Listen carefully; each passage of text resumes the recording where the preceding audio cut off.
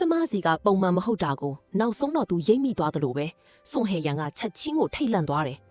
ချန်ရှိမင်းနောက်တစ်စက္ကန့်မှာသူစကားတော်မဆုံးသေးဘူးပထမဆုံးကောင်းကင်လျက်စီးကဝါချမ်းခွဲချလိုက်တယ်လို့အရှိန်အဟုန်နဲ့ပြင်းပြင်းထန်ထန်ပစ်ချလိုက်တယ်ခရမ်းရောင်နဲ့ရွှေရောင်ရောရှက်နေတဲ့ကောင်းကင်လျက်စီးကကြီးမားလာတဲ့စွမ်းအားတွေနဲ့အတူစွန်ဟေရန်ရဲ့ခန္ဓာကိုယ်ပေါ်ကိုပြင်းပြင်းထန်ထန်ကျရောက်လာတယ်ဒီလျက်စီးကိုသူကတစ်ကြိမ်နဲ့ကိုးချက်တီးတီးဆင့်ခေါ်ထားခဲ့တာဖြစ်ပြီးတစ်ထပ်ပြီးတစ်ထပ်ထပ်နေတယ်လျက်စီးတစ်ချက်စီကတာမန်ထက်အစပေါင်းများစွာပူပြီးအစွမ်းထက်တယ်စွန်ဟေရန်ကမူလကလေးကကြောက်လန့်တကြားဖြစ်နေခဲ့တာဆိုတော့သူ့ရဲ့မော့စွမ်းအင်းကြီးကိုမြင့်တင်ပြီးကာကွယ်ဖို့တောင်မိနေခဲ့တယ်သူကတနာစရာကောင်းလောက်အောင်အော်ဟစ်လိုက်ပြီးအနီရောင်သွေးတွေတလုတ်ကိုအန်ထုတ်လိုက်တယ်ယွမ်လီယိုရင်ရဲ့မျက်နှာပေါ်မှာလေထိတ်လန့်မှုတွေပေါ်လာတယ်ဒါပေမဲ့မျက်စိတမိတ်အတွင်းမှာပဲသူမရဲ့တီးငယ်တဲ့အတွင်းအားလုံးလေးကချက်ချင်းဆိုသလိုကွေးကြည့်သွားခဲ့တယ်ဝိညာဉ်စွမ်းအင်းကြီးကယွမ်လီယိုရင်ရဲ့ခန္ဓာကိုယ်လေးကနေချက်ချင်းဆိုသလိုစီးထွက်သွားတယ်သူမရဲ့မျက်နှာတစ်ခုလုံးဖြူဖြော့သွားပြီးသွေးတွေကပါဇက်ထောင်းကနေစီးကျလာတယ်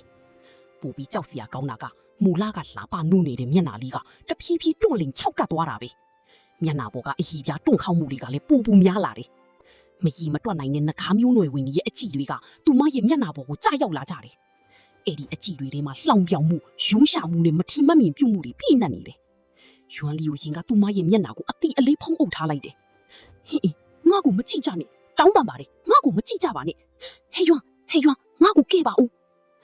းနှမျောစရာကောင်းတာကစွန်ဟေရန်ကသူ့ကိုယ်သူတောင်မကာကွယ်နိုင်တဲ့အခြေအနေဖြစ်နေလို့သူမကိုပြန်တုံ့ပြန်ဖို့အင်အားမရှိတော့ဘူးအေဒီလျက်စီကစွန်ဟေရန်ရဲ့အခြေခံအုံမြေကိုတိတိတာတာထိခိုက်သွားစေခဲ့တယ်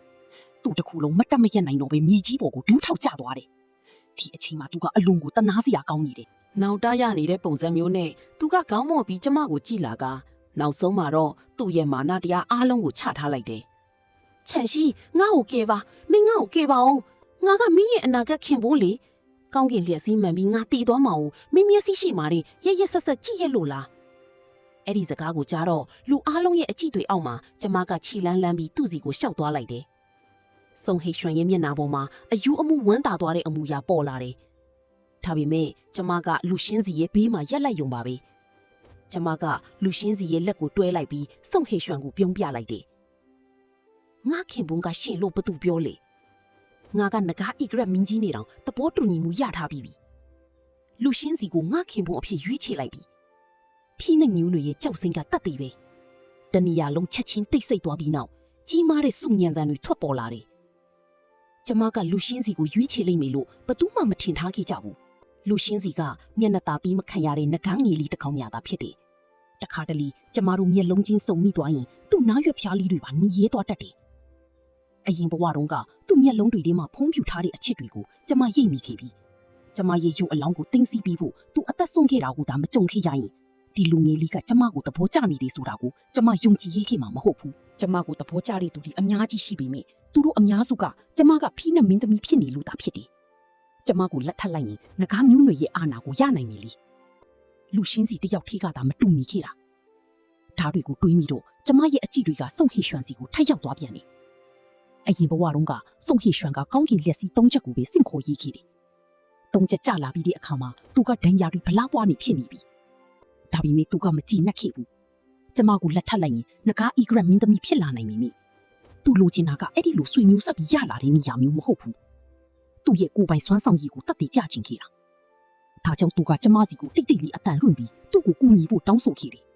ကျမကနိဗ္ဗာန်ဝင်မောပညာရက်ကိုတိတ်တိတ်လေးအသုံးပြုခဲ့ပြီးသူ့ကိုကာကွယ်ပေးဖို့ကျမရဲ့အတွင်းအားလုံးကိုလျှို့ဝှက်စွာအသုံးပြုခဲ့တယ်အဲ့ဒီတိုက်ပွဲကြောင့်ကျမရဲ့အတွင်းအားလုံးထိခိုက်သွားခဲ့ပြီးပြန်ကောင်းလာဖို့200ချီအချိန်ယူခဲ့ရတယ်။ပြီးတော့အဲ့ဒီအတွက်ကြောင့်ကျမမှာနာတာရှိယောဂတစ်ခုလည်းကြံရစ်ခဲ့တယ်။နောက်ပိုင်းမှာတော့သူကကောင်းကင်လျက်စီ6ချက်ကိုတပြိုင်နက်တည်းဖြတ်ကျော်နိုင်ခဲ့တဲ့ပထမဆုံးငကားအိဂရိဖြစ်လာခဲ့တယ်။လူတန်းပေါင်းများစွာရဲ့ကိုးကွယ်မှုကိုခံခဲ့ရတယ်။ဒါပေမဲ့ဒီဘဝမှာတော့သူကလောဘကြီးလွန်သွားတယ်။အရင်ဘဝကအတွေ့အကြုံတွေရှိနေတော့သူကဘာကိုမှဂရုမစိုက်ပဲလျက်စီ6ချက်ကိုတပြိုင်နက်တည်းဆင့်ခေါ်လိုက်တယ်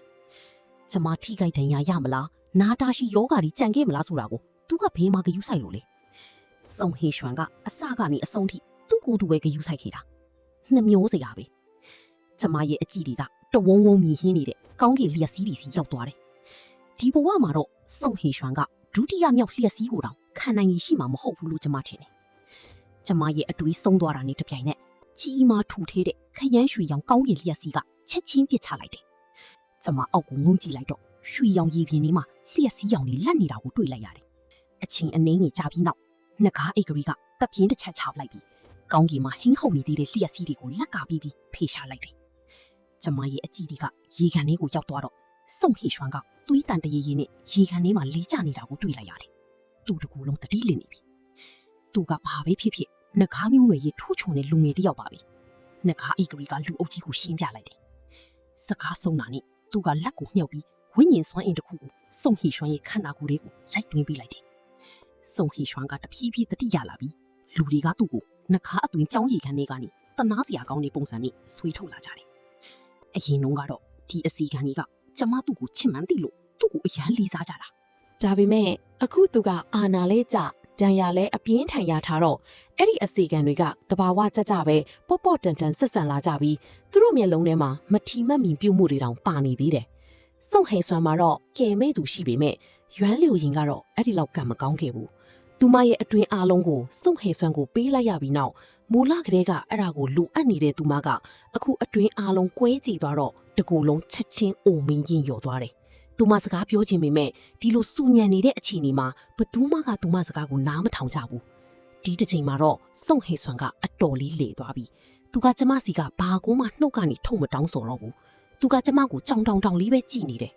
နဂါအေဂရစ်ရဲ့အကြည့်ကကျမစီရောက်လာတယ်နဂါအေဂရစ်ကိုစုံဟိန်ဆွမ်းကိုကေတင်ဖို့ခွင့်ပြုပေးလိုက်သူကကျမပဲလေဒီလိုတင်းငိတဲ့အမူအရာလေးကိုစုံဟိန်ဆွမ်းကချက်ချင်းဖမ်းဆုပ်မိသွားတယ်ဘိုင်းကနေဒူထောက်ချလိုက်တယ်